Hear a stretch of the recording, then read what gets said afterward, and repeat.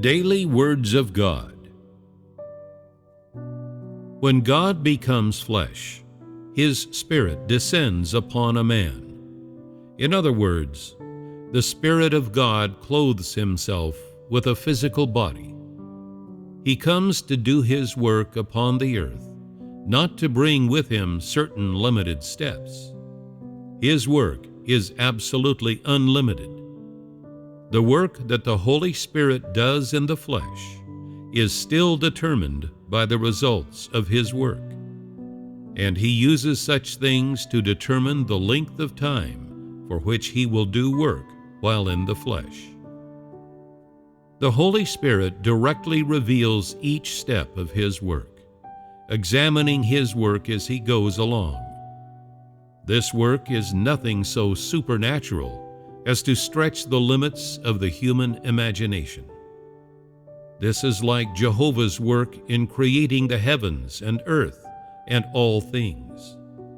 He planned and worked simultaneously.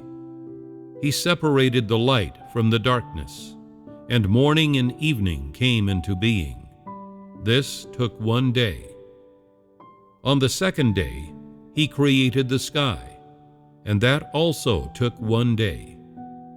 He then created the earth, the seas, and all the creatures that populated them, which required yet another day. This continued until the sixth day, when God created man and let him manage all the things upon the earth. Then, on the seventh day, when He had finished creating all things, He rested. God blessed the seventh day and designated it as a holy day. He only decided to establish this holy day after He had already created all things, not before creating them. This work was also carried out spontaneously. Before creating all things, He had not decided to create the world in 6 days and then rest on the seventh. Such is not at all in line with the facts. He had not voiced such a thing, nor had He planned it. By no means had He said that the creation of all things would be completed on the 6th day, and that He would rest on the 7th. Rather, He created according to what seemed good to Him at the time. Once He had finished creating everything, it was already the 6th day. If it had been the 5th day when He finished creating everything, He would therefore have designated the 6th day as a holy day. However, He did in fact finish creating everything on the 6th day, and thus the 7th day became a holy day, which has been passed down to this very day. Therefore, His current work is being carried out in this same manner. He speaks and provides for your needs in accordance with your situations. That is, the Spirit speaks and works according to people's circumstances. He keeps watch over all and works at any time and any place. That which I do, say, place upon you, and bestow upon you, is, without exception, that which you need. Thus, none of my work is separate from reality. It is all real, for you all know that God's Spirit keeps watch over all. If this had all been decided ahead of time, would it not have been too cut and dried? You think that God worked out plans for 6 whole millennia and then predestined humanity to be rebellious, resistant, crooked, and deceitful, and to possess the corruption of the flesh, a satanic disposition, the lust of the eyes, and individual indulgences. None of that was predestined by God, but rather it all happened as a result of Satan's corruption. Some might say, was Satan not also within God's grasp? God had predestined that Satan would corrupt man in this manner, and after that, God carried out his work among man. Would God actually predestine Satan to corrupt humanity? God is only too eager to allow humanity to live normally. So would he really interfere with their lives? If so, would not defeating Satan and saving humanity be a futile effort? How could humanity's rebelliousness have been predestined? It is something that has happened due to Satan's interference. So how could it have been predestined by God?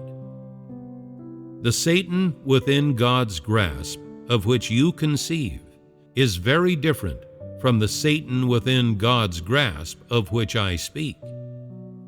According to your statements that God is almighty and Satan is within his hands, Satan could never betray him. Did you not say that God is almighty? Your knowledge is too abstract and is not in touch with reality. Man can never fathom God's thoughts, nor can man ever comprehend his wisdom. God is almighty. This is not a falsehood at all. The archangel betrayed God because God initially gave it a share of authority. Of course, this was an unexpected event, just as when Eve succumbed to the serpent's temptation. However, no matter how Satan carries out its betrayal, it still is not as almighty as God. As you have said, Satan is merely mighty. No matter what it does, God's authority will always defeat it. This is the true meaning behind the saying, God is almighty, and Satan is within his hands.